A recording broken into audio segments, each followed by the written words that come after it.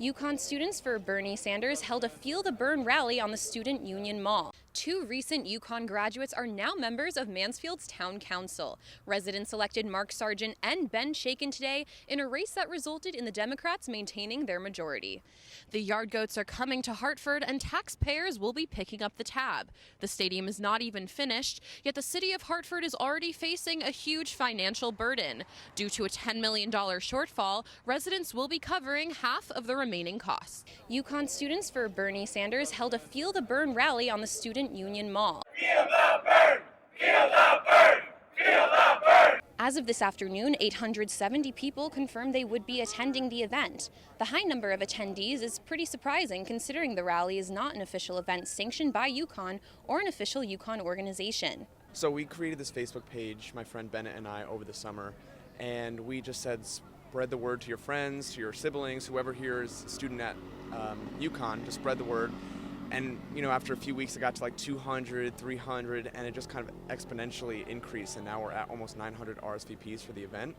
And we weren't really expecting this, but I think that just goes to show the nature of Bernie Sanders' campaign is it's grassroots, it's student involved, and it's about everyday Americans. So the latest CNN ORC poll revealed that Sanders is backed by 24% of Democratic primary voters. That's only 18% fewer than Democratic frontrunner Hillary Clinton. However, Clinton has been trailing Sanders in New Hampshire and Iowa, two key early voting states.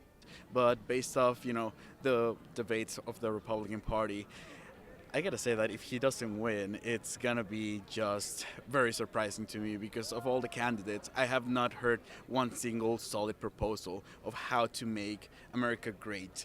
The Connecticut Democratic presidential primary will take place on April 26, 2016.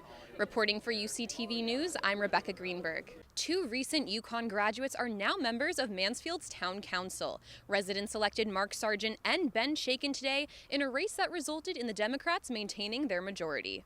Democrats in town spoke up, the people in town spoke up and said that they were happy with our leadership and wanted it to continue, and that's exactly what we wanted to get out of all of the work that we put in on this campaign. Shaken finished third among all candidates, despite this being his first campaign. As a resident of Mansfield for nearly 2 decades, he is well known by his new constituents, and this had a direct impact on the Democratic Town Committee's campaign efforts. Ben's a boss.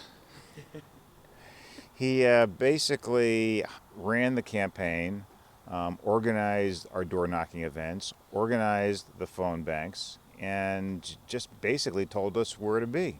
Despite the race being virtually uncontested, the Democratic candidates made it their objective to get voters out to the polls at the Mansfield Community Center, the Eagleville Fire Department, Annie E. Vinton School, and the Mansfield Library. Town Council member Tony Moran says she hopes that their efforts will keep voter turnout at a similar level to previous elections. The real effort was to hear from the community and to introduce ourselves to the community. Even though almost all of us are incumbents, there are lots of people who don't know us. Whether they're people like me who graduated from college and have made our homes here, whether they're people who go to UConn now, undergrad or grad student.